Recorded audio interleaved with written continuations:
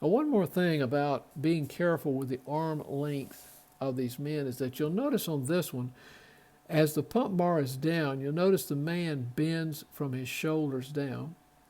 On this one, when the pump bar is up, he's leaning back just a little bit, but a lot of that is taken out by the fact that his arms are long enough. If you shorten the arms, what it starts doing is having to pull the man down in order for it to be able to go through the full cycle of rotation. Same thing here, it has to almost lift the man up and bend him at the same time. I've noticed differences in performance when the hands are attached properly versus when they're not, as which they were here. The motor simply had to work harder to pull the man down when the pump bar was down like this, and then push him back up, and then pull up on his arms like that when the pump bar was going in the upward motion.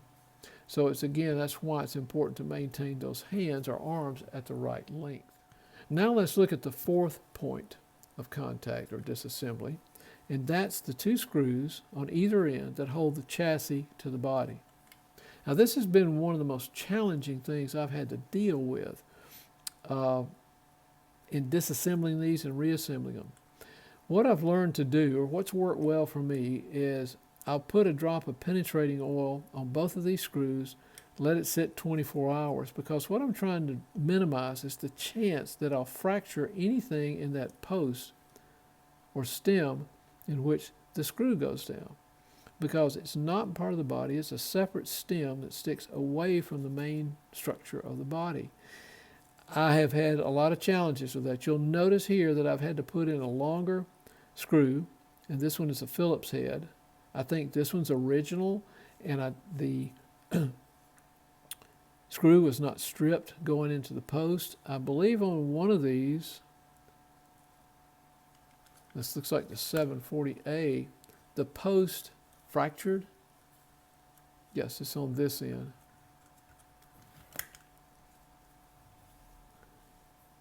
Right there, the post fractured during disassembly, or it may have already been fractured where somebody tried to take it off. And it broke, and therefore I had to put in a longer screw to get it to hold. Just be careful with those disassemblies of those. Now, on reassembly, you've got to have this chassis firmly attached to the body, and it's got to be down in the right position. If this is free, if it's rattling around, what's going to happen when you put the car on the track is that the body's going to lift up every other cycle or every other rotation. It's going to look really funny. It's going to kind of bounce up and down the body.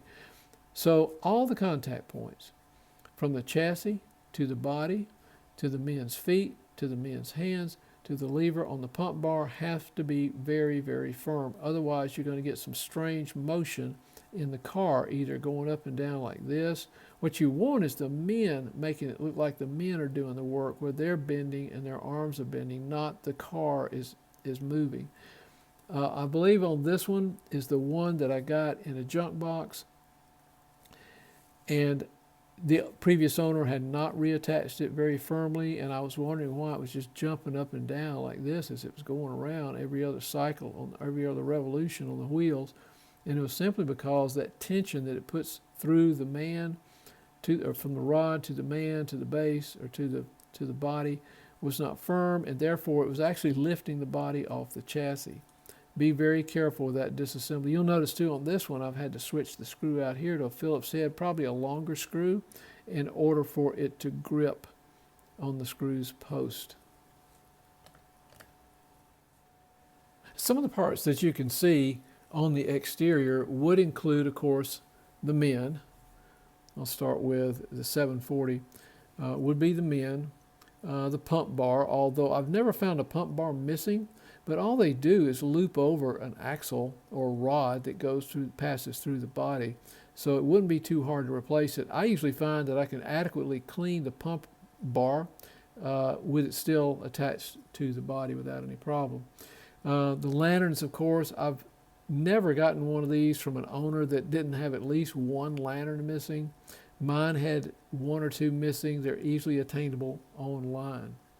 And of course, on the 742, excuse me, on the 742, you can see the the reversing rod.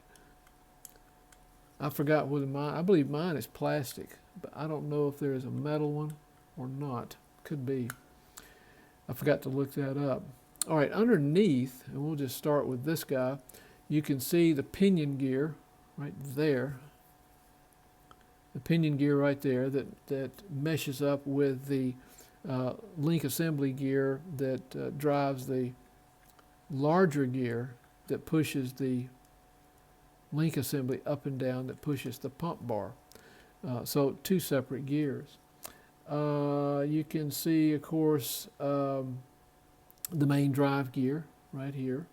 You can see the axles, wheels. Cleaning of this set of wheels that aren't attached to the drive wheel are very easy because you can just clean those without even any disassembly whatsoever. This one, in order to clean them all the way around, again, I just touched these wheels right here, holding this end up. I just touch these to the track just a little bit, move that motor around until I can get to the next side of the wheels. So it's not difficult to clean the wheels. The drawbar, of course, well, this one doesn't have the drawbar, but there's the drawbar slot.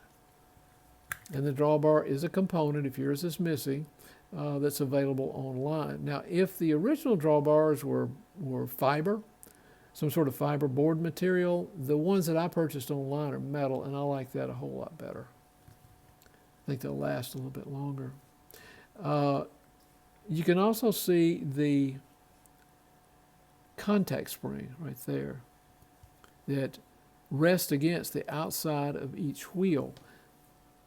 Now they actually apply, and sometimes they're called swipe or contact springs. They actually apply pressure to the outside of the wheels, good pressure I might add, and you'll want to check that tension on those when you take the chassis out, because you can see that single screw right there holds that mechanism on. Now the mechanism is attached to the motor with a single, I believe, a single wire. So you'll have to be careful with it, handle it gently, but I always clean the reverse side of those tips, and I also clean the outside of these wheels extremely well to make sure that the contact is strong and there is current flowing at the strongest possible way. Other components are going to be attached by a single strand of wire. Be careful with those. They're not impossible to reattach, but they're a little bit challenging. Now, one thing about these contact springs, let me see if which one has the best example. I guess this one. They, of course, apply downward force to this axle, pushing it this way. So when I reassemble these, I make sure that the bushings are well lubricated in both directions. And then I also make sure on this wheel right here, there's adequate lubrication between it and the chassis because it's pushed against the chassis. The other thing I found is that the end of the axle right here is pushed against the body. So I actually put some lubricant there that I know is plastic compatible just to reduce a little bit of friction. I like reducing friction points on these to maximize operation and performance. I think that about covers the exterior and the nomenclature and the differences between 740, 748s, and 742s. In the next video, we'll move into looking at some slides of the disassembled owner's 740.